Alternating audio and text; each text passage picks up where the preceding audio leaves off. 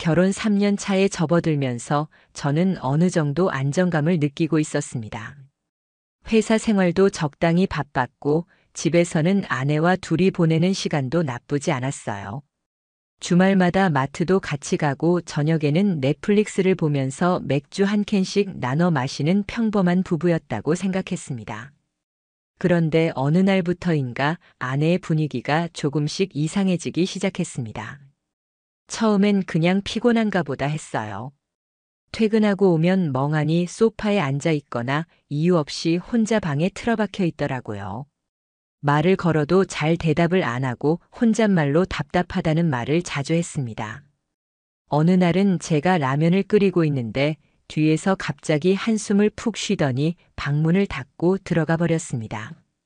무슨 일인지 물어보면 괜찮다고는 했지만 전혀 괜찮아 보이지 않았어요. 그리고 그 시점부터 아내는 정신과 상담을 받겠다고 했습니다. 평소 불면증이 있었던 건 알고 있었지만 병원에 가겠다는 말을 이렇게 하는 건 처음이었어요. 저는 당연히 아내에게 잘 다녀오라고 해줬습니다. 오히려 잘 됐다 싶었죠. 사람 마음이란 게 한 번 망가지면 다시 회복하기 쉽지 않으니까요. 그래서 처음 몇 주는 아무 의심 없이 아내를 병원에 보내줬습니다. 그런데 그 상담이라는 게 이상하게도 갈수록 길어지더라고요. 처음엔 1시간 정도 걸린다고 하더니 나중엔 2시간 넘게 집을 비우고 심지어는 상담 끝났다는 메시지도 보내지 않더라고요. 가끔은 핸드폰도 꺼져 있는 시간이 있었습니다. 그런데 계속 반복되니까 슬슬 신경이 쓰이기 시작했습니다. 제가 워낙 눈치가 빠른 편입니다. 제 일은 사람을 상대하는 일이기도 하고 작은 표정 변화도 쉽게 감지할 수 있습니다. 아내는 분명 뭔가를 숨기고 있었어요. 병원에서 돌아올 때마다 어딘가 들뜬 듯한 표정, 억지로 피곤한 척은 하지만 입꼬리는 자꾸 올라가 있었습니다.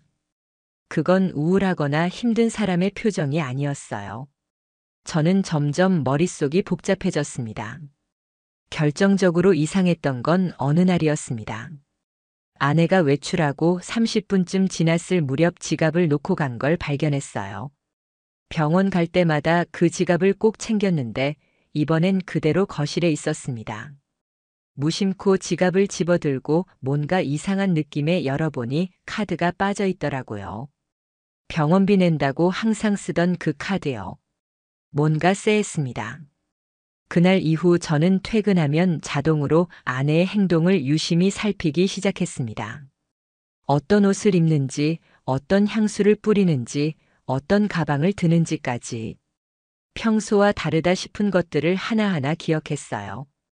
제가 아는 병원은 그냥 편한 옷차림으로 가도 되는 곳인데 아내는 매번 새 옷처럼 보이는 원피스를 입고 화장을 진하게 하더라고요. 특히 립스틱은 그날마다 바뀌었고 머리 손질도 달라졌습니다. 더는 못 참겠다는 생각이 들기 시작했습니다. 단순한 스트레스로는 설명이 안 되는 행동들이었습니다. 그런데 그 무렵 정말 우연히 충격적인 사실 하나를 알게 됐습니다. 회식 자리에서 대학 시절 알던 후배 한 명을 우연히 다시 만나게 된 겁니다.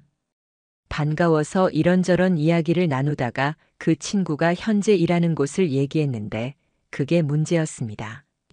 정신과에서 근무하고 있다고 하더라고요. 바로 우리 집 근처 아내가 상담받는다고 말한 그 병원이었습니다. 심장이 철렁 내려앉는 기분이었습니다. 그 말을 들은 순간 모든 게 연결되기 시작했어요. 제 아내가 상담받으러 간다고 한 병원 그리고 제 후배가 일하는 곳. 제 아내 이름을 얘기하자 그 친구는 잠시 말을 멈췄고 뭔가 말하기 껄끄러워하는 눈치였습니다. 저는 아무렇지 않은 척했지만 속은 이미 난리가 났어요. 집에 돌아오자마자 머리가 복잡해지기 시작했습니다. 후배가 왜 말을 흐렸을까? 혹시 뭔가 알고 있는 걸까? 말도 안 되는 상상들이 머릿속을 휘젓기 시작했습니다. 눈앞이 아찔해졌어요. 그날 밤 아내는 평소처럼 외출하고 3시간 뒤에야 집에 들어왔습니다. 저는 아무 말도 하지 않았습니다. 그저 조용히 아내의 눈을 바라봤습니다. 그런데 그 눈빛이 분명 거짓을 말하는 사람의 눈빛이었습니다. 저는 그날부터 결심했어요. 이 상황을 확인하기로 끝까지 가보겠다고. 제가 진실을 확인하겠다고 결심한 그날 밤부터 제 머릿속은 매일같이 똑같은 생각으로 가득했습니다. 아내는 지금 병원에 가는 게 아니라 병원이라는 명분으로 다른 곳에서 다른 사람과 시간을 보내고 있는 게 아닐까. 그리고 그 상대가 내가 믿었던 대학 후배일 수도 있다는 상상이 저를 미치게 만들었어요. 진짜 미칠 것 같았습니다. 하지만 바로 들이댈 수는 없었습니다. 아내는 지금도 저를 완벽히 속이고 있다고 생각하고 있을 겁니다. 그런 사람에게 너 바람피지라고 소리친다고 진실을 말할까요? 절대 아닙니다. 그래서 저는 정면 승부를 하기로 했습니다. 제가 제일 잘하는 방식으로. 차분하게, 철저하게, 그리고 냉정하게. 그 주 금요일 아내는 평소처럼 외출 준비를 하고 있었습니다. 상담 있는 날이라며 미리 화장을 시작했죠. 원피스는 처음 보는 디자인이었고 귀걸이도 평소에 잘 안 하던 걸 하고 있더라고요. 전 그 모습을 아무렇지 않게 지켜보다가 물었습니다. 오늘은 병원 몇 시야? 아내는 말했습니다. 4시 반이야. 지난주에 선생님이 바꾸자고 해서. 저는 고개를 끄덕였고 그녀가 나간 뒤 즉시 차에 올라탔습니다. 병원은 집에서 차로 15분 거리. 아내가 말한 시간보다 30분 먼저 도착해 건물 주변을 살폈습니다. 병원 로비 앞에는 CCTV도 있고 의자도 몇 개 있었지만 아내는 보이지 않았습니다. 4시 반 아내가 올 시간에 맞춰 로비 안쪽으로 살짝 몸을 숨기고 지켜봤어요. 그런데 아무리 기다려도 그녀는 오지 않았습니다. 5시, 5시 반, 6시까지 기다려도 아내의 모습은 나타나지 않았습니다. 대신 건물 앞에서 누군가와 통화를 하던 후배 녀석이 눈에 들어왔습니다. 멀리서 봐도 한눈에 알아볼 수 있을 정도로 익숙한 얼굴. 그런데 그의 태도가 이상했어요. 병원 안으로 들어가는 게 아니라 건너편 골목으로 사라졌습니다. 저는 조용히 차를 몰아 뒤를 쫓았습니다.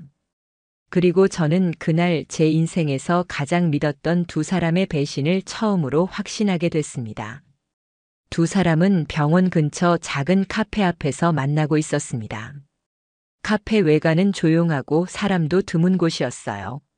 아내는 남자 앞에서 머리를 넘기며 웃고 있었고 후배는 그런 그녀를 바라보며 고개를 끄덕이고 있었습니다.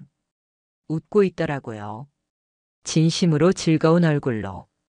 상담을 받으러 나왔다던 여자의 표정은 아니었습니다.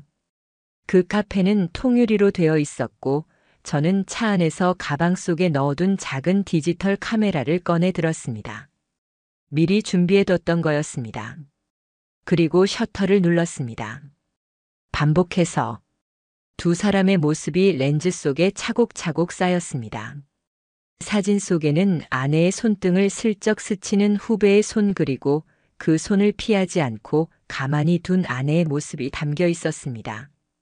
그 순간 저는 뭔가가 안에서 무너지는 느낌을 받았습니다. 복수심이나 분노보다 더 컸던 건 허탈감이었습니다. 내가 믿었던 아내, 내 후배, 그 둘이서 이런 짓을 저지르고 있었다는 사실이 실감나지 않았습니다. 손이 떨렸고 눈앞이 흐려졌습니다. 하지만 저는 셔터를 계속 눌렀어요. 증거가 필요했습니다. 절대 부정할 수 없는. 그날 밤 아내는 아무 일 없다는 듯 집에 들어왔습니다.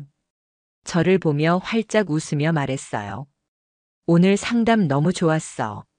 선생님이 나한테 지금까지 잘 해오고 있다고 해줬어. 저는 속으로 이를 꽉 물었습니다. 거짓말, 새빨간 거짓말. 그날 4시 반부터 6시까지. 넌 상담실 근처에도 안 갔다. 대신 후배랑 카페에서 눈 맞추며 웃고 있었지.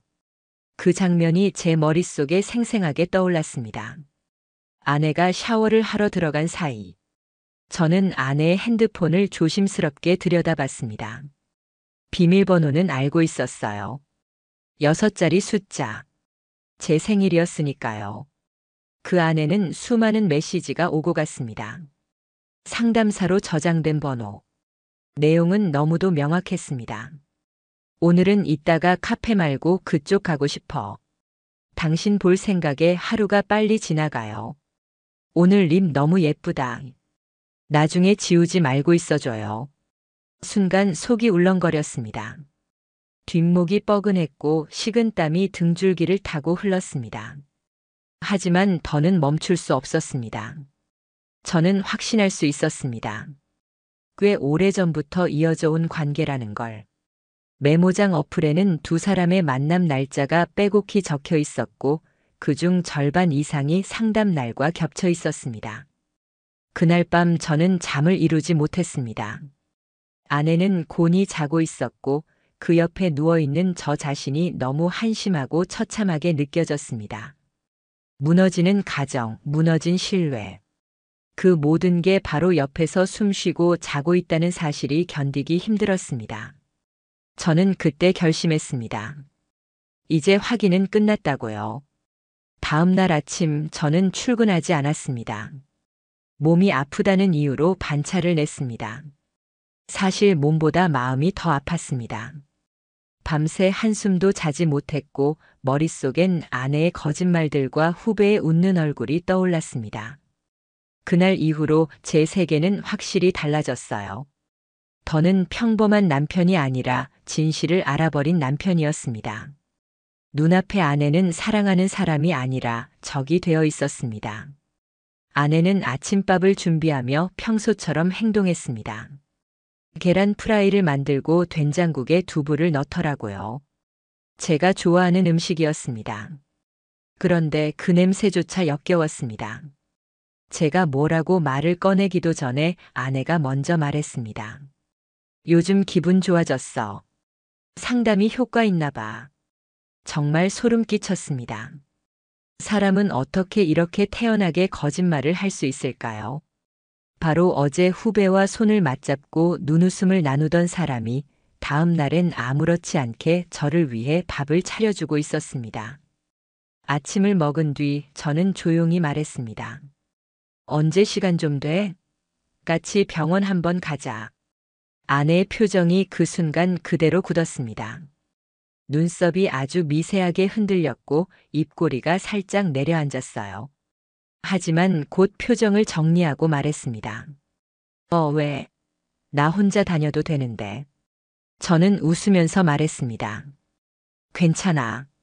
나도 한번 가보고 싶어서 그래. 어떤 곳인지 궁금하잖아. 아내는 억지로 웃으며 고개를 끄덕였습니다. 하지만 그건 그냥 아내의 반응을 보는 심리전일 뿐이었죠. 그리고 어느 하루 저는 제 차를 몰고 병원 근처로 갔습니다. 1시간쯤 지나자 아내가 평소보다 더 화려하게 꾸민 모습으로 집을 나섰다는 알림이 왔습니다. 집에 설치한 내부용 CCTV 덕분이었어요. 저는 조용히 차 안에서 기다렸습니다. 그리고 정확히 4시 그녀는 병원 앞으로 걸어왔습니다. 병원 안으로 들어가는 척하다가 그대로 건너편 골목으로 사라졌고 저는 차를 몰아 따라붙었습니다. 그녀는 저번과 같은 카페로 들어갔습니다. 그리고 몇 분 뒤 후배가 도착했습니다. 두 사람은 테이블 가장 구석 자리에 앉았고 아내는 후배의 손등을 가볍게 치며 웃고 있었습니다. 그 모습이 제게는 한편의 지옥이었습니다. 피가 거꾸로 솟는다는 게 이런 기분이구나 싶었습니다. 저는 차에서 내렸고 핸드폰 카메라를 들고 카페 문을 열었습니다. 두 사람은 문이 열리자 동시에 고개를 돌렸습니다. 그리고 그 순간 아내의 표정이 그대로 얼어붙었습니다. 입을 벌렸다가 다물지도 못하고 그대로 멈췄고 후배 역시 얼굴이 새하얗게 질렸습니다. 저는 천천히 걸어가 그들 앞에 섰습니다. 손에는 핸드폰이 들려 있었고 화면에는 어젯밤 둘의 대화 메시지가 켜져 있었습니다. 아내가 평소 쓰던 말투로 후배에게 오늘은 오랜만에 손잡고 싶어라고 보낸 문장이 그대로 떠 있었습니다. 아무 말도 하지 않고 핸드폰을 테이블에 올려놨습니다. 후배가 먼저 입을 열었습니다. 선배, 이건 저는 그 말을 끊었습니다. 지금 무슨 변명을 해도 소용없다. 나는 다 봤고 다 알고 있고 다 찍었다. 아내는 입을 가린 채 눈물을 흘리기 시작했습니다. 울음이라기보다 당황과 공포가 뒤섞인 얼굴이었습니다. 후배는 고개를 떨구고 손을 모은 채 말을 잇지 못하고 있었습니다. 저는 말했습니다. 여기서 말해. 지금 끝내자. 언제부터였는지, 왜 이 짓을 했는지 내 눈을 보고 말해. 아내는 떨리는 목소리로 말했습니다. 미안해, 정말 상담 받으러 간 건 맞았어. 그런데 자꾸 위로해주고 그러다 보니까 저는 말했습니다. 그럼 그 위로가 손잡고 눈빛 나누는 거야? 내가 지금 내 입에서 들을 수 있는 건 거짓말뿐이야. 후배는 손을 뻗어 뭔가를 막으려는 듯 했지만 저는 고개를 저었습니다. 너도 말해봐. 이게 내가 말한 치유냐, 이게 환자 돌보는 방법이냐? 후배는 말없이 고개를 숙였습니다. 그 모습이 더 역겨웠습니다. 그날 이후로 저는 아내와 단 한마디도 나누지 않았습니다. 집에 돌아와서도 침묵뿐이었고 아내는 제 뒤를 따라오며 울며 사과했습니다. 정말 그럴 생각은 아니었어. 그냥 외로웠어. 당신이 너무 바쁘고 무관심했잖아. 하지만 그런 말은 아무 의미도 없었습니다. 제가 그녀를 얼마나 아끼고 배려했는지, 어떤 마음으로 이 가정을 지켜왔는지 그녀는 그걸 모른 척 했을 뿐입니다. 그리고 결국 저를 완전히 배신했습니다. 밤이 깊어가고 거실 한쪽에서 무릎을 꿇은 아내의 울음소리가 들려왔습니다. 저는 조용히 침실로 들어가 문을 잠갔습니다. 그날 밤 저는 처음으로 이혼이라는 두 글자를 눈앞에 놓고 고민하기 시작했습니다. 아직 사랑이 남아있을지도 모른다고 생각했지만 그건 착각이었습니다. 그날 그녀가 보여준 얼굴은 제가 사랑했던 그 여자가 아니었습니다. 그날 밤 저는 몇 시간 동안 잠을 이루지 못했습니다.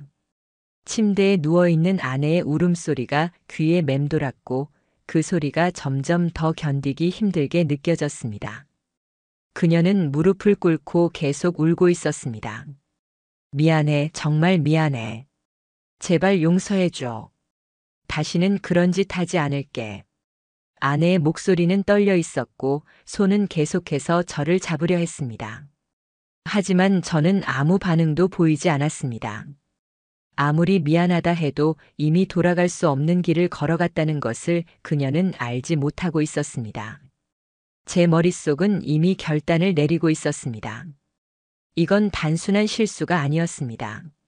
몇 번이고 기회를 주었고 그녀가 변할 것이라는 희망을 갖고 있었지만 결국 그녀는 저를 배신했고 그 배신은 단지 한 번의 실수가 아니라 반복된 거짓말과 의도적인 행동이었습니다. 저는 더 이상 이 관계를 이어갈 수 없다는 결정을 내렸습니다. 아내와의 모든 감정적인 유대가 끊어졌고 그때부터 제 마음은 이미 냉정하게 변해버렸습니다. 저는 변호사에게 연락을 했습니다. 이혼을 결심했다고 말하면서 바로 그 다음 날 아침 변호사 사무소로 향했습니다. 변호사는 저에게 이혼 소송에 필요한 모든 서류와 절차를 안내해 주었고 가장 중요한 것은 증거였습니다. 그동안 아내와 후배와의 관계를 확인할 수 있는 여러 가지 증거들이 이미 제 손에 있었기 때문에 이혼 소송에서 유리한 위치를 차지할 수 있을 것이라고 말했습니다. 저는 변호사의 말을 듣고 마음이 조금은 가벼워졌습니다. 하지만 그와 동시에 저는 이혼 소송을 진행하면서 생길 많은 문제들에 대해서도 걱정이 되기 시작했습니다. 우리 집은 외부에서 보기에는 아주 안정적이고 평범한 가정으로 보였기 때문에 사람들이 이 사건을 어떻게 받아들일지 걱정이 되었습니다. 특히 제 후배는 제 직장 동료와도 가까운 관계였고 그와 관련된 사람들 역시 이 사건에 대해 알게 될 텐데 그로 인해 제 직장 내 분위기나 평판에 영향을 미칠까봐 불안했습니다. 아내는 여전히 저에게 말을 걸었습니다. 당신 그렇게 쉽게 나를 버릴 수 있어? 그녀는 절박한 목소리로 말했습니다. 난 당신 없이는 못 살겠어. 내가 정말 잘못했어. 제발 한 번만 기회를 줘. 그녀의 말은 진심으로 들리지 않았습니다. 그동안 그녀가 보여준 행동들, 그리고 거짓말들, 그 모든 것이 제 눈에 너무 선명하게 보였습니다. 저는 차갑게 말했습니다.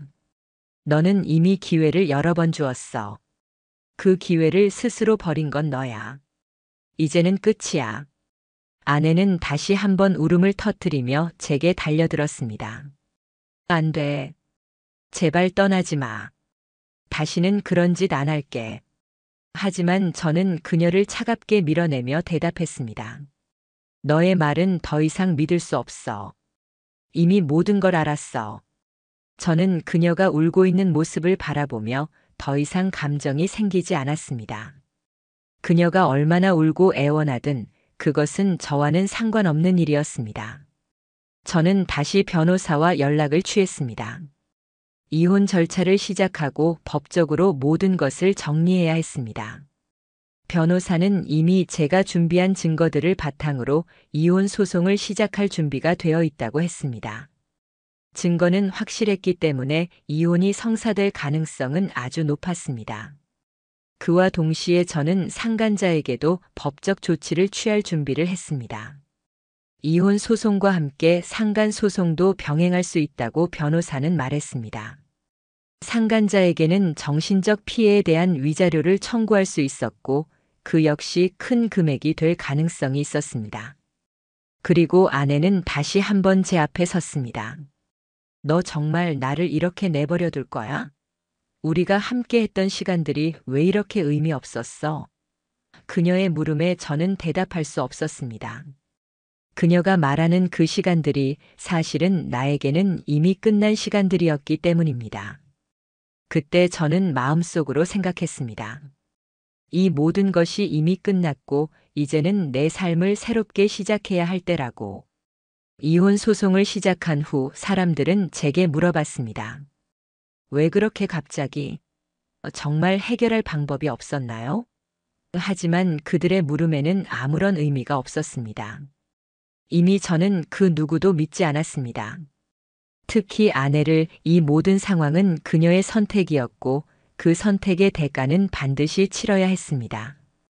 이혼 소송이 진행되면서 저는 점차 혼자가 되었습니다. 친구들은 물론이고 가족들조차 제 선택에 대해 말이 많았지만 저는 그 어떤 말도 듣고 싶지 않았습니다. 내가 내린 결정은 올바른 결정이었고 그 사실을 스스로 확신하고 있었습니다. 그리고 어느 날 변호사에게서 연락이 왔습니다. 소송이 잘 진행되고 있습니다. 상대 측은 현재 위자료를 제시하고 있습니다. 5천만 원입니다. 저는 잠시 생각하다가 대답했습니다. 그 돈은 필요 없습니다. 끝까지 가겠습니다. 제 마음속엔 이미 결단이 서 있었습니다. 이제 그녀와 후배가 겪을 고통이 그들에게 어떤 의미를 지닐지는 중요하지 않았습니다. 중요한 것은 제가 더 이상 그들과 함께 할 수 없다는 것이었습니다. 이혼 소송이 드디어 마무리되었습니다. 약 한 달 정도의 법적 다툼 끝에 저는 승소했고 아내와 후배는 법적 책임을 져야 했습니다. 아내는 위자료로 3천만 원을 지급하고 후배는 2천만 원을 제게 지불해야 했습니다. 법정에서의 승리는 그리 달갑지 않았습니다. 사실 제가 원하는 것은 돈이 아니라 이 모든 것이 끝나고 나서의 평화였어요.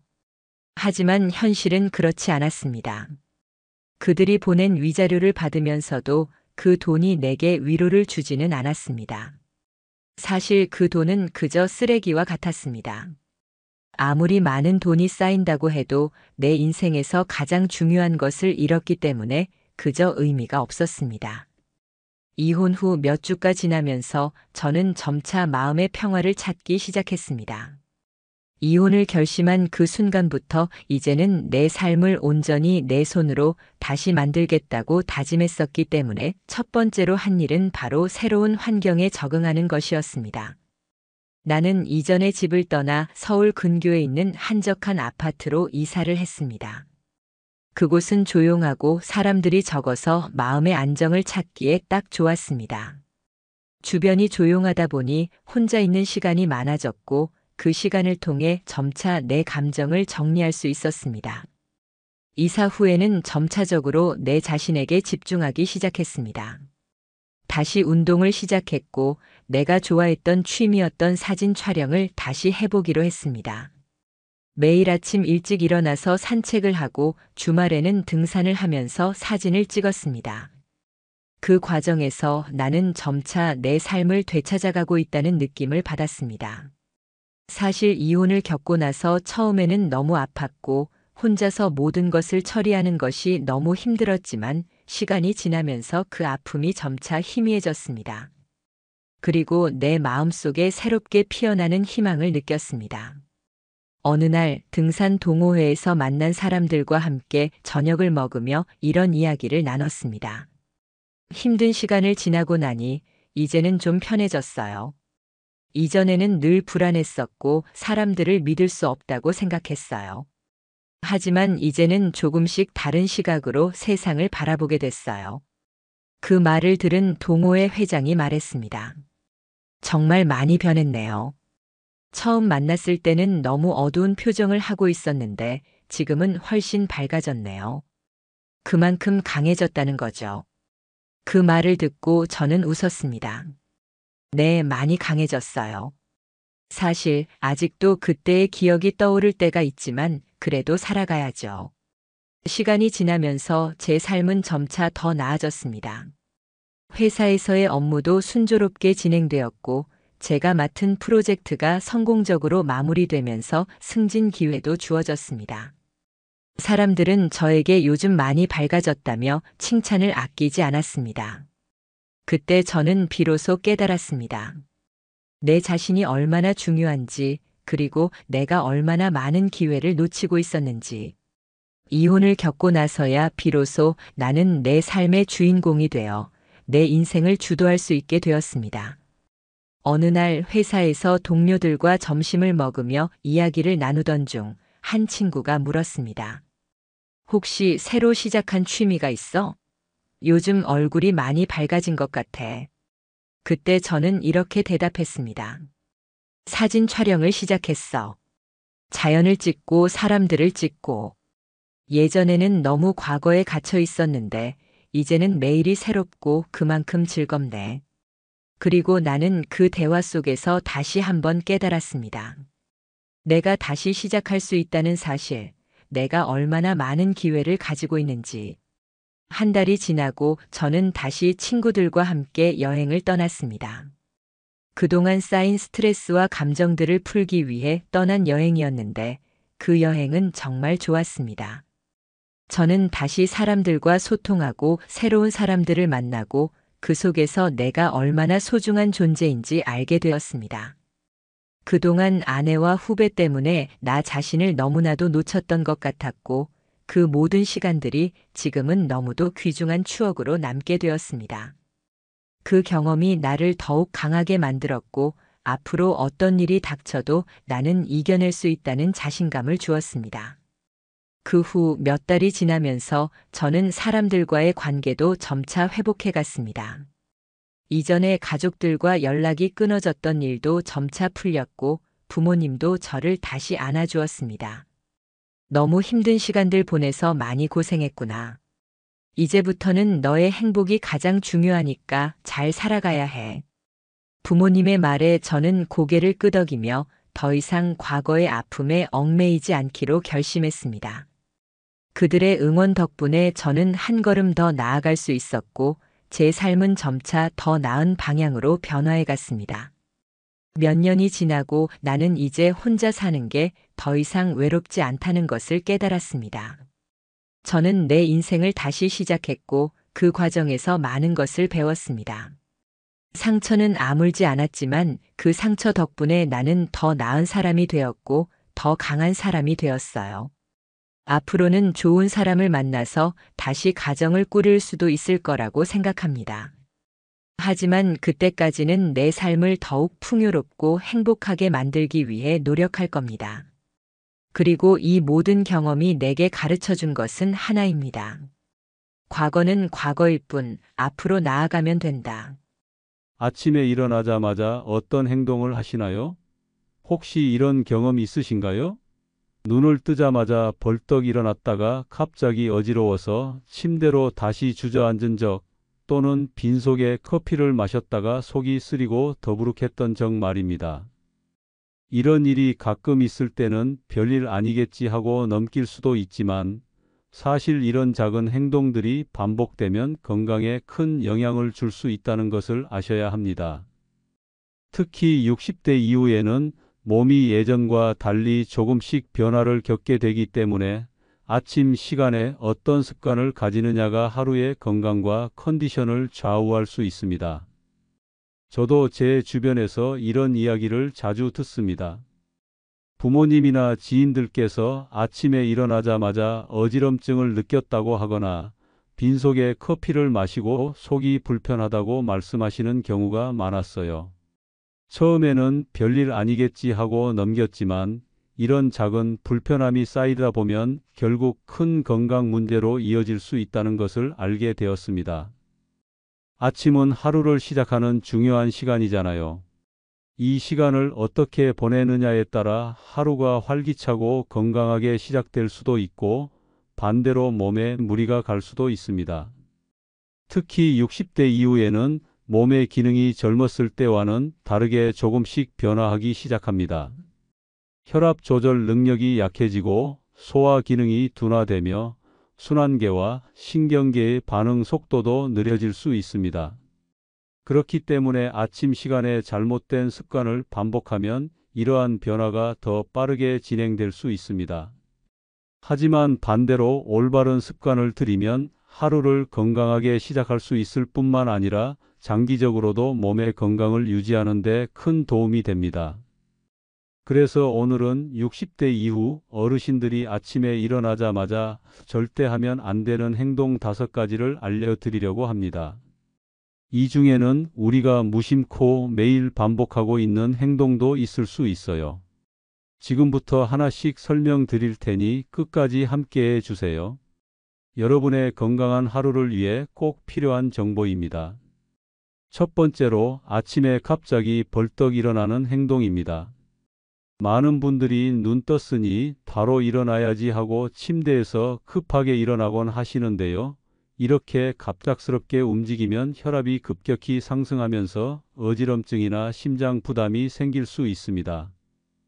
나이가 들수록 혈압 조절 능력이 약해지기 때문에 이런 행동은 특히 위험할 수 있습니다. 왜 그럴까요? 우리가 잠을 자는 동안 몸은 휴식 상태에 들어가면서 혈압과 심박수가 낮아집니다. 그런데 갑작스럽게 일어나면 혈압이 급격히 상승하면서 우리 몸이 순간적으로 충격을 받게 되는 거죠. 특히 나이가 들수록 혈관과 심장의 탄력이 떨어지기 때문에 이런 변화는 더 큰 부담으로 작용합니다. 그래서 기상 직후 어지럼증을 느끼거나 심한 경우엔 넘어져 부상을 입는 사례도 종종 발생합니다. 그렇다면 어떻게 해야 할까요? 전문가들은 기상 후 잠시 누운 상태에서 몸을 천천히 움직이고 스트레칭한 뒤 일어나는 것을 권장합니다. 예를 들어 침대 위에서 팔과 다리를 가볍게 움직이고 목과 허리를 천천히 돌려준 뒤 천천히 앉아보세요. 그리고 심호흡을 몇 번 한 후 일어나시면 훨씬 안전하고 몸도 개운하게 깨어날 수 있습니다.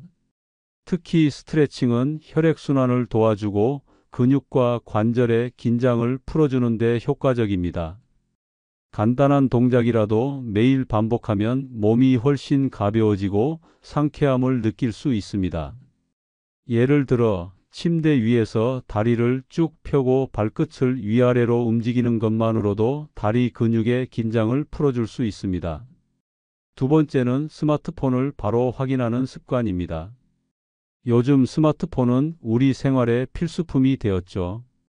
그런데 아침에 눈 뜨자마자 스마트폰 화면부터 들여다보는 건 건강에 좋지 않습니다. 왜냐하면 아침에는 우리의 뇌가 아직 완전히 깨어나지 않은 상태인데요. 이때 스마트폰으로 뉴스를 보거나 메시지를 확인하면 스트레스 호르몬인 코르티솔 분비가 증가합니다. 코르티솔은 스트레스 상황에서 분비되는 호르몬인데요. 이 호르몬이 과도하게 나오면 뇌가 피로를 느끼고 하루 종일 집중력이 떨어질 수 있습니다. 게다가 스마트폰을 볼 때 고개를 숙이는 자세는 목 건강에도 악영향을 줄 수 있습니다. 스마트폰 화면을 오랫동안 들여다보면 목 근육이 긴장하고 통증이 생길 수 있어요. 특히 나이가 들수록 근육과 관절의 유연성이 떨어지기 때문에 이런 자세는 더 큰 부담으로 작용할 수 있습니다. 스마트폰 대신 아침에는 가벼운 스트레칭이나 명상을 추천드립니다. 예를 들어 침대 옆에서 서서 간단한 팔 돌리기나 허리 비틀기 같은 동작으로 몸을 풀어주는 것도 좋습니다. 이렇게 하면 뇌와 몸이 자연스럽게 깨어나고 하루를 더 상쾌하게 시작할 수 있습니다. 세 번째는 찬물을 마시는 것입니다. 많은 분들이 기상 후 물 한 잔을 마시는 것이 좋다는 이야기를 들어보셨을 텐데요. 맞습니다. 하지만 찬물은 피하셔야 합니다. 기상 직후에는 우리 몸의 체온이 낮아져 있는 상태인데 찬물을 마시면 장기와 자율신경계에 부담을 줄 수 있습니다. 특히 소화 기능이 약해진 분들에게는 찬물이 이와 장의 활동을 방해할 수 있어 더 조심해야 합니다. 찬물이 위벽을 자극하면서 소화 기능을 저하시킬 수 있기 때문입니다. 대신 미지근한 물 한 잔을 드셔보세요. 미지근한 물은 장운동을 촉진하고 몸을 부드럽게 깨우며 신진대사를 활성화하는 데 도움을 줍니다.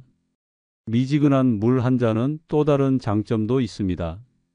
밤새 우리 몸은 탈수 상태가 되기 쉬운데요. 따뜻하거나 미지근한 물은 체내 흡수가 빠르고 혈액순환에도 도움을 줍니다.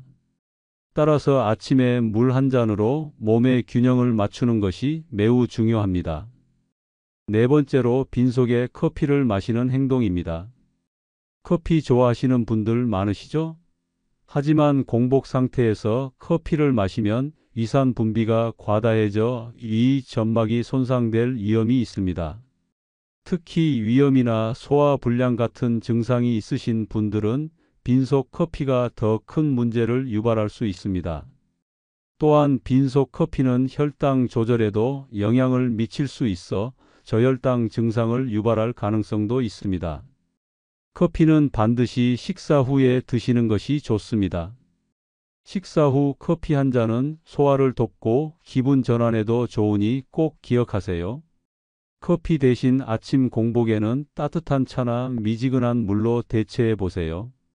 녹차나 허브차 같은 음료는 위를 자극하지 않으면서도 몸의 순환과 소화를 돕는 데 효과적입니다. 마지막으로 침대에서 오래 누워있는 습관입니다.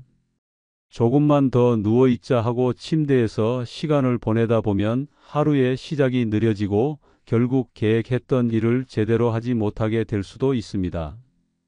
뿐만 아니라 기상 후 바로 활동하지 않으면 몸이 다시 졸린 상태로 돌아가면서 하루 종일 피곤함을 느낄 수도 있습니다. 침대에서 오래 누워 있으면 근육도 충분히 활성화되지 않아 혈액순환에도 문제가 생길 수 있어요. 일어나서 가벼운 활동이나 간단한 계획 세우기로 하루를 활기차게 시작해 보세요. 예를 들어 오늘 해야 할 일을 간단히 메모하거나 창문 밖 풍경을 보며 심호흡하는 것도 좋은 방법입니다. 오늘 말씀드린 5가지 행동, 즉 갑자기 벌떡 일어나기, 스마트폰 확인하기, 찬물 마시기, 빈속에 커피 마시기, 침대에서 오래 누워 있기를 피하신다면 훨씬 더 건강하고 활력 넘치는 하루를 시작하실 수 있을 겁니다. 여러분은 아침에 어떤 습관을 가지고 계신가요? 혹시 오늘 말씀드린 행동 중 하나라도 하고 계셨다면 지금부터 바꿔보는 건 어떨까요? 댓글로 여러분의 생각과 경험을 공유해 주세요. 오늘도 건강하고 활기찬 하루 보내세요. 다음 영상에서는 60대 이후 꼭 실천해야 할 아침 습관에 대해 이야기해 볼 예정이니 기대해 주세요. 좋아요와 구독도 잊지 말아 주세요. 안녕하세요. 저는 올해 34살 경기도에서 작은 건축사무소를 운영하고 있는 사람입니다. 결혼한 지는 이제 4년이 되었고 제 아내는 2살 어린 32살의 여성입니다. 이름은 민지라고 하죠. 우리는 꽤 평범한 연애를 하다가 2년간 만남 끝에 결혼했습니다. 저는 꽤 성실한 성격이고 사람들에게 착하다는 말은 종종 들었습니다. 무례한 사람들을 보면 속으로 화는 나지만 겉으로는 아무렇지 않은 척 넘기는 타입이죠. 결혼 생활에서도 크게 다르지 않았습니다. 아내가 원하면 가능한 범위 내에서 뭐든 들어주려고 했고 서로의 시간을 존중하며 살아가고 있다고 믿었습니다. 문제는 작년 여름 아내가 이제 정말 공무원 시험을 진지하게 준비하고 싶다고 말한 시점부터 시작됐습니다. 민지는 대학 졸업 후 이런저런 계약직을 전전했습니다. 일하는 곳마다 마음에 안 든다며 몇 개월 만에 관두는 일이 반복됐죠. 그런 민지를 볼 때마다 저는 말했습니다. 민지야, 너가 하고 싶은 걸 찾아야 돼. 그래야 오래 할 수 있지. 그 말을 수없이 반복했지만 민지는 어느 순간 이렇게 말했습니다. 그냥 이제는 안정적인 삶을 살고 싶어. 매일 불안정한 계약서 사인하고 자존감도 낮아지고 내가 제대로 된 사람이라는 걸 좀 증명해보고 싶어. 저는 고개를 끄덕였습니다. 그리고 그녀가 진짜로 공부에 집중할 수 있도록 서재방을 비워주고 독서실 비용을 대줬으며 도시락이며 간식이며 아침마다 준비해주기 시작했습니다. 회사를 나서기 전에는 늘 그녀의 눈을 보고 말했죠. 힘내. 오늘도 내 하루를 응원해. 그녀는 고마워. 나 진짜 이번엔 제대로 할게. 라며 웃었습니다. 그 미소에 저는 아무런 의심도 하지 않았습니다. 그저 응원하는 마음뿐이었습니다. 하지만 그 응원이 결국은 제 멱살을 잡고 절벽으로 끌고 갈 줄은 그땐 정말 상상조차 하지 못했습니다. 처음으로 위화감을 느낀 건 사진 때문이었습니다. 어느 날이었습니다. 아내가 공부하는 모습이라며 독서실 책상 위에서 찍은 셀카를 보냈는데 제가 며칠 전에 받았던 사진과 너무 비슷하다는 생각이 들었습니다. 책도 같고 형광펜도 같은 위치에 있고 커피잔도 그대로였습니다. 단지 얼굴 표정만 다르게 찍은 사진. 혹시 저장해둔 사진을 보낸 건 아닐까? 순간 그런 생각이 스쳤지만 대수롭지 않게 넘겼습니다. 그냥 같은 자리에 앉으니까 그런가 보다. 그 다음 주 또 한 번 이상한 점이 있었습니다. 아내가 독서실에 있다고 한 날 우연히 근처를 지나다가 점심이나 같이 먹자는 생각에 그 독서실 근처 카페에 들렀습니다. 그리고 전화를 걸었죠. 여보, 근처인데 잠깐 커피 한 잔 어때? 지금 집중 중이라 좀 그래. 조용히 해야 해서 그녀의 목소리는 조금 당황한 듯 들렸습니다. 저는 그 말을 듣고 그냥 알겠다고 하고 돌아서려다가 뭔가 이상하다는 생각에 독서실 건물 로비에서 앉아 있었습니다. 1시간이 지나도 2시간이 지나도 그녀는 나오지 않았습니다. 그리고 전화를 했을 땐 이제 막 집에 가려고 나왔다고 말했습니다. 그런데 저는 그 시간 동안 그 건물 1층에 앉아 있었죠. 그녀는 그곳에 없었습니다. 그때부터 저는 의심을 하기 시작했습니다. 믿고 싶지 않았지만 이상한 점은 점점 늘어났습니다. 도시락을 싸줬는데 돌아오면 먹지 않은 날이 많았습니다. 입맛이 없었어라는 답변뿐이었죠. 공부한다며 나갔던 날인데 책상이 그대로였습니다. 포스트잇, 필기구, 메모지 위치까지 어제랑 완벽히 같았습니다. 그러던 어느 날 그녀가 보낸 사진 한 장이 도착했습니다.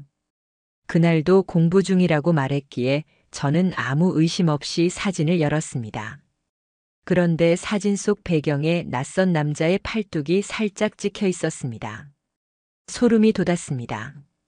그 남자의 팔에는 은색 시계가 있었고 그날 아침 제가 아내와 인사했던 그 복장에는 그 어떤 남성 시계도 없었죠.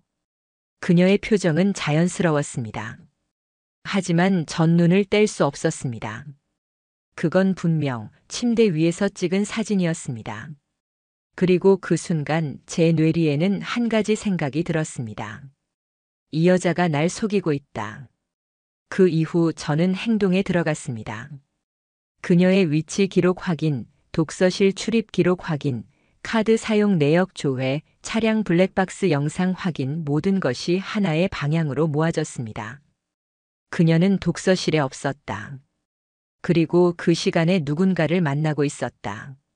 마침내 직접 확인해야겠다는 생각이 들었습니다.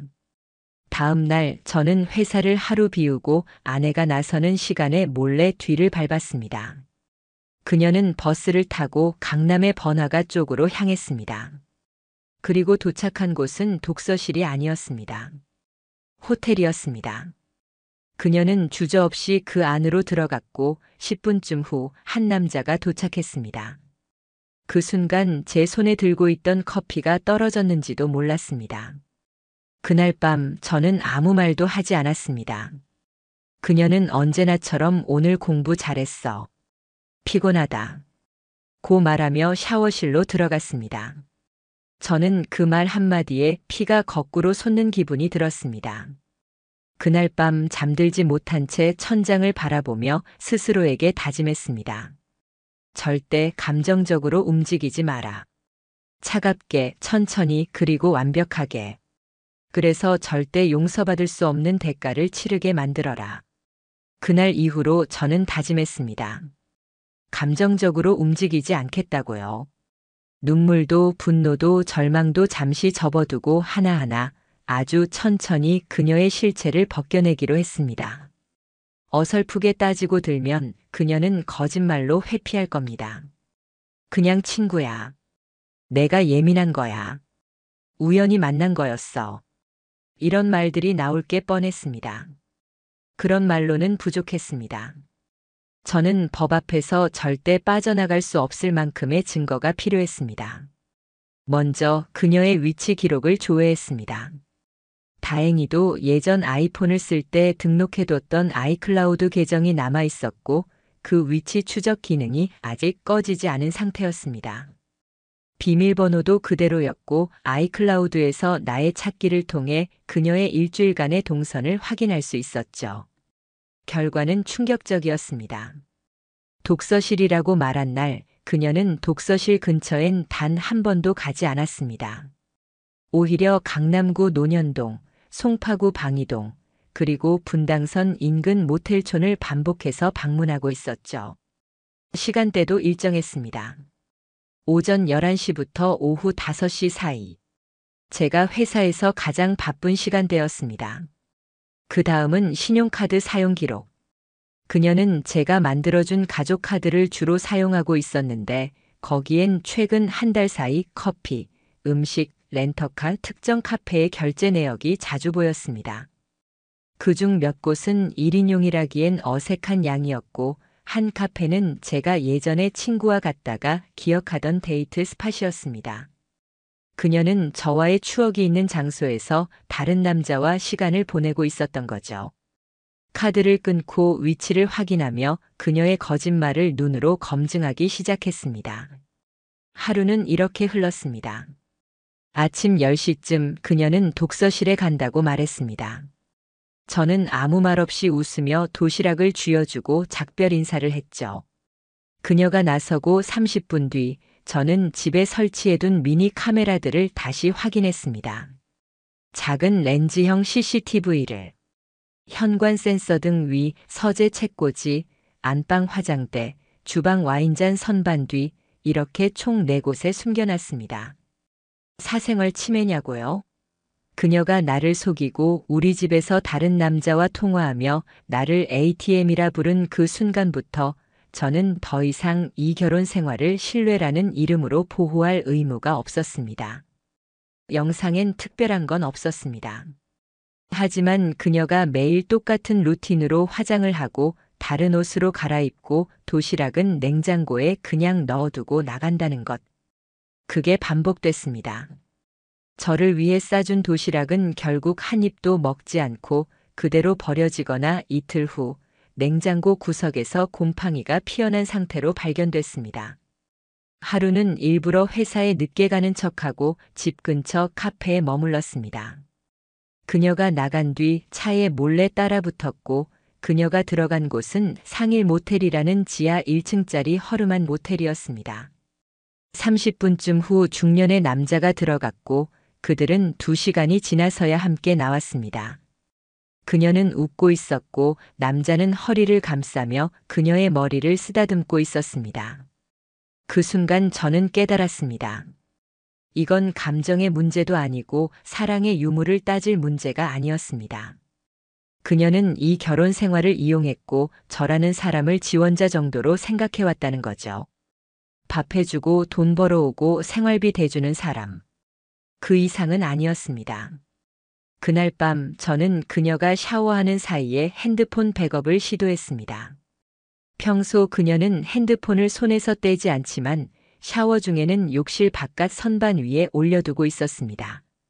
그 사이 아이튠즈로 5분 만에 전체 데이터를 백업했고 그 결과 메시지 수신 내역, 카카오톡 대화, 음성 녹음 파일, 사진첩 모든 것이 손에 들어왔습니다. 가장 충격적이었던 건 그녀가 어떤 유부남과 연인 관계를 유지하고 있었다는 사실이었습니다. 그 남자는 제가 결혼식 때 사회를 부탁했던 박성우, 제 절친이자 회사 동기였습니다.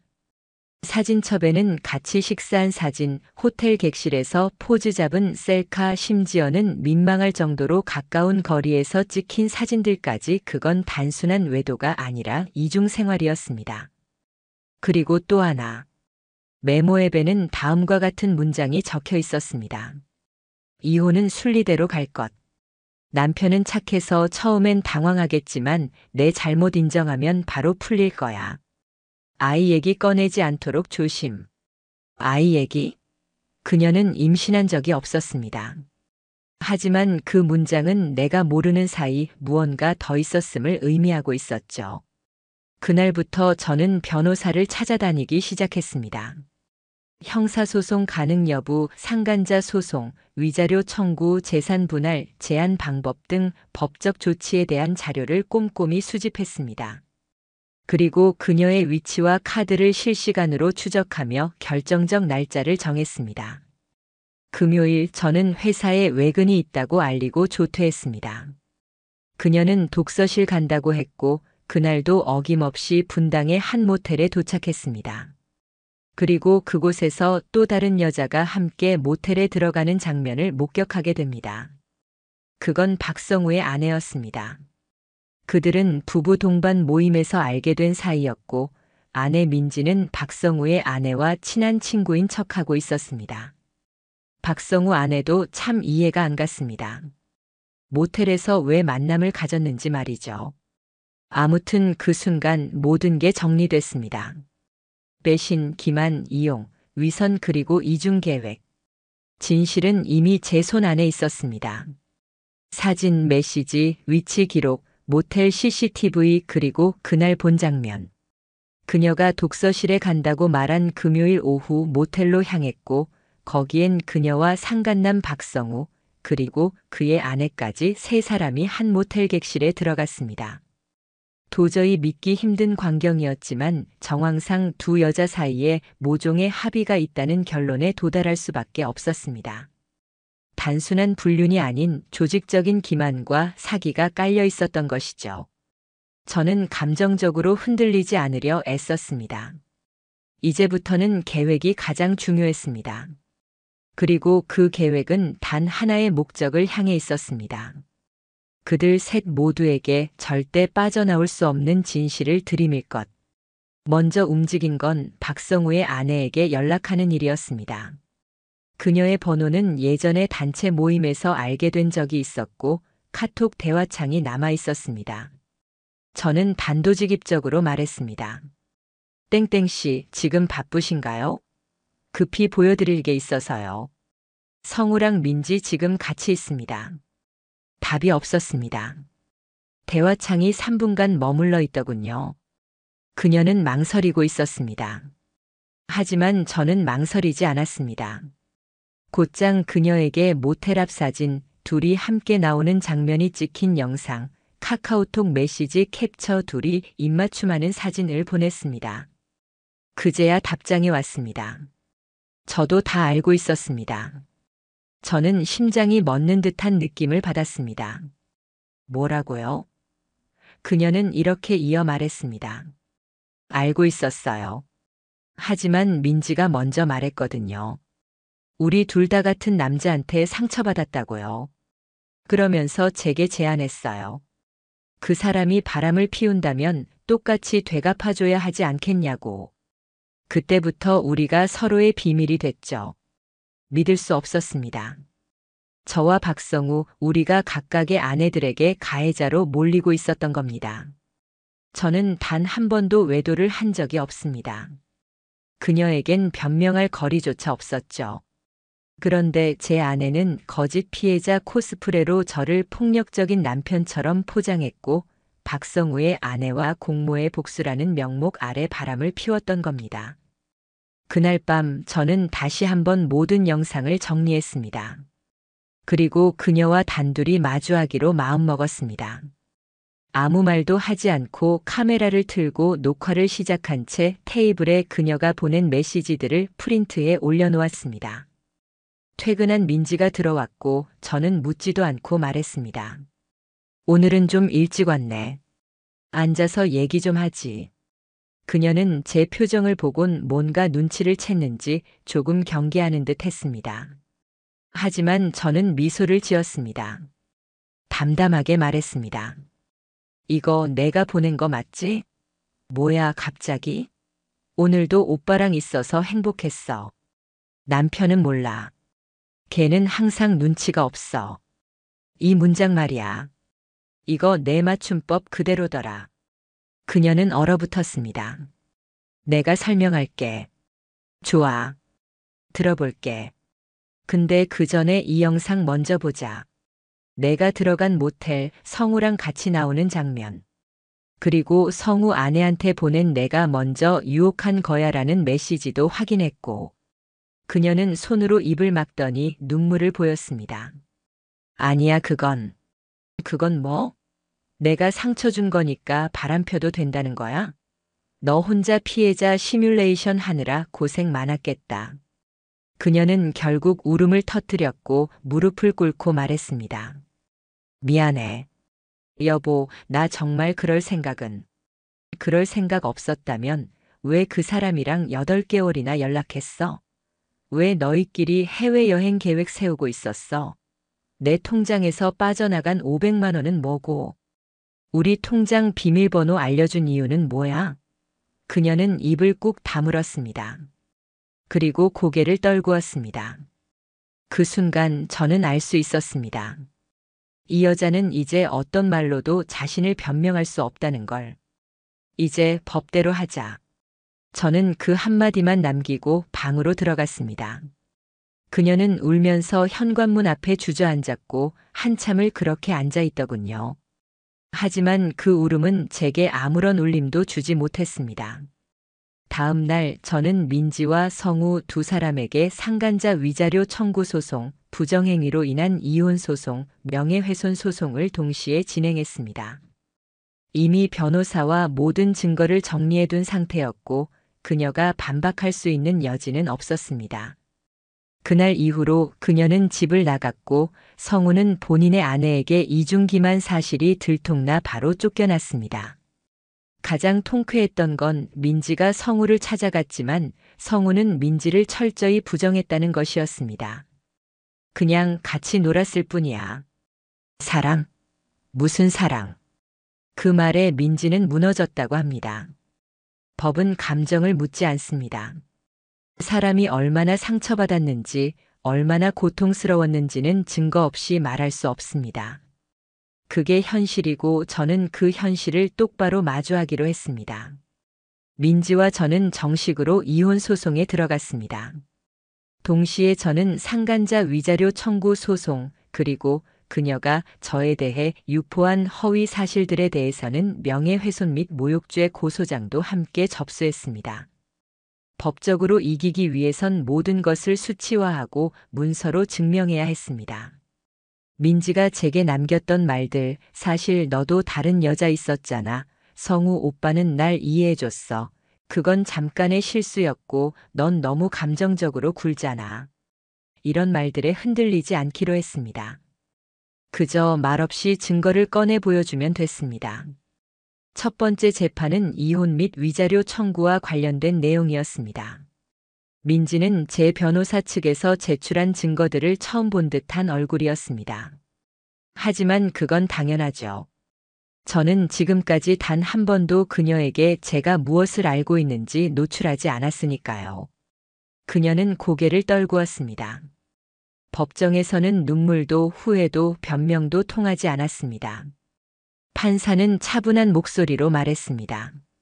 원고 측은 피고의 부정행위를 입증할 수 있는 충분한 정황과 증거를 제출했습니다.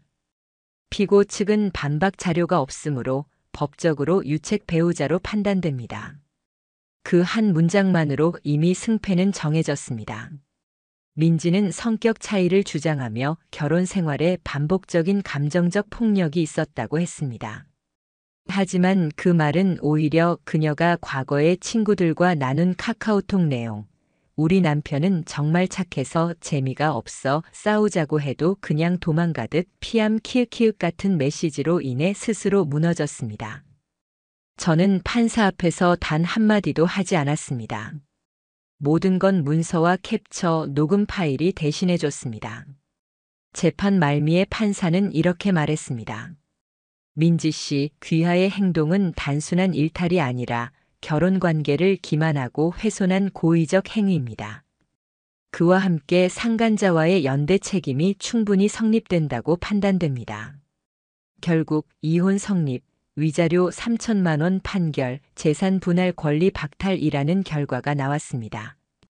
그리고 두 번째 전쟁, 박성우와의 상간자 소송이 기다리고 있었습니다. 그는 초반에 이렇게 말했습니다. 그냥 말려든 거예요. 저도 힘든 시기를 겪고 있었고 솔직히 그녀가 먼저 유혹했습니다. 그 말을 들은 순간 저는 피식 웃음이 나왔습니다. 제가 제출한 영상 속에는 그가 먼저 그녀의 손을 잡고 다정하게 허리에 손을 올리며 다음 주엔 2박으로 갈까? 라고 말하는 장면이 담겨 있었습니다. 심지어 제 결혼식 영상에서 그는 마이크를 잡고 이렇게 말했었죠. 민우야, 민지랑 진짜 잘 어울린다. 이런 여자는 절대 놓치지 마라. 그리고 민지야, 이 사람은 진짜 착한 사람이야. 내 친구 중에 가장 순한 남자야. 그 말을 했던 입으로 그는 제 아내와 관계를 맺고 있었습니다. 결국 법원은 그에게도 2,500만 원의 위자료 배상 판결, 사적 관계에서의 부정행위 책임 인정을 내렸습니다. 박성우의 회사는 공기업 협력사였기 때문에 사회적 평판을 중요시했습니다. 이 사건이 알려지자 그는 인사팀 조사를 받고 윤리규정 위반 사유로 계약 해지 및 퇴사 처리를 당했습니다. 그의 아내 역시 자신이 공모자처럼 보여질 것을 두려워해 그와의 이혼을 즉시 진행했고 위자료를 전액 요구하며 성우를 집에서 내쫓았습니다. 그렇게 그는 하루아침에 가정도 직장도 체면도 모두 잃었습니다. 민지는 그 후 한 번 저를 찾아왔습니다. 저는 그녀에게 문을 열지 않았습니다. 현관 도어락 너머로 그녀는 말했습니다. 나 진짜 다시는 안 그럴게. 내가 왜 그랬는지도 모르겠어. 여보, 나 아직 좋아해. 하지만 저는 그녀가 과거에 성우에게 보냈던 메시지 하나를 기억하고 있었습니다. 남편은 그냥 이용할 수 있는 남자야. 말도 안 하고 다 주잖아. 그게 뭐야? 남자도 아닌데. 그 말은 법정에 제출하지 않았습니다. 하지만 제 기억엔 평생 지워지지 않을 겁니다. 저는 그녀에게 말했습니다. 조용히 담담하게.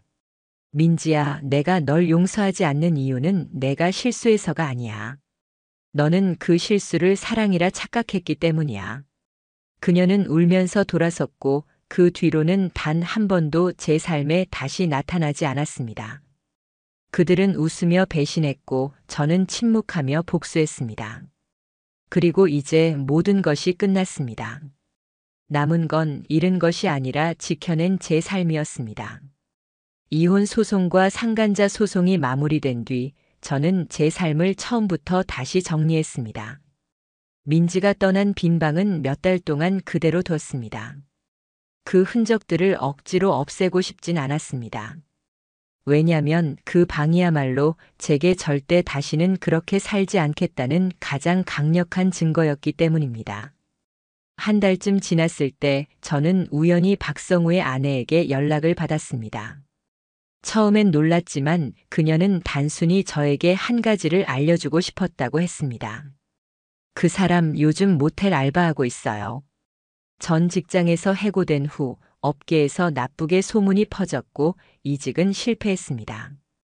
여기저기 수소문해도 아무도 그를 채용해주지 않았다고 합니다. 공기업 하청업체 출신이라는 이력도 더 이상 도움이 되지 않았죠. 심지어 본인 이름으로 인터넷에 떠돌고 있는 불륜 정황 캡처들 때문에 면접조차 못 들어가는 곳도 많았다고 합니다. 그는 결국 생활비를 벌기 위해 모텔 야간 카운터 일을 시작했고 밤 10시부터 새벽 6시까지 시급 9,800원으로 일하고 있다는 겁니다. 민지의 소식은 더 처참했습니다. 위자료를 낼 돈이 없었던 그녀는 본가에 돌아갔습니다. 하지만 부모님은 그녀가 했던 일을 알고 있었고 이 집에선 내 이름 꺼내지도 마라 며 방문조차 허락하지 않았다고 합니다. 결국 그녀는 SNS에 중고 물건을 팔며 근근히 생활하고 있었고 한때 다녔던 영어학원 강사 지원도 모두 탈락한 상태였습니다. 그녀는 부정행위로 인한 이혼 이력 때문에 공공기관, 교육기관 취업에 제약이 생겼고 이력서에도 그 공백을 설명하지 못했습니다. 저는 단 한 번도 그들에게 직접 연락한 적이 없습니다. 하지만 그들의 근황은 하나둘씩 제게 들어왔습니다. 이상하게도 아무리 멀어져도 그런 부류의 사람들은 자기가 겪는 불행을 세상 탓으로 돌리며 입으로 떠들고 다니거든요. 한 번은 지인의 결혼식장에서 민지를 봤다는 사람이 있었습니다. 그녀는 말없이 구석에 앉아 있다가 신부 입장 순간 눈물을 보이며 혼자 조용히 나갔다고 했습니다. 그걸 전해 들은 저는 그저 창밖을 바라보며 조용히 중얼거렸습니다. 이제야 자기가 어떤 짓을 했는지 알게 된 걸까 복수를 계획하고 증거를 수집하고 법정에 서고 모든 걸 마무리할 때까지 저는 단 한 번도 분노라는 감정에 휘둘리지 않았습니다. 그저 사실만을 바라봤고 제 삶을 지켜냈습니다. 그리고 지금 저는 여전히 그 건축사무소를 운영하고 있습니다. 조금 더 작고 조용한 동네로 옮겼지만 일은 끊이질 않습니다.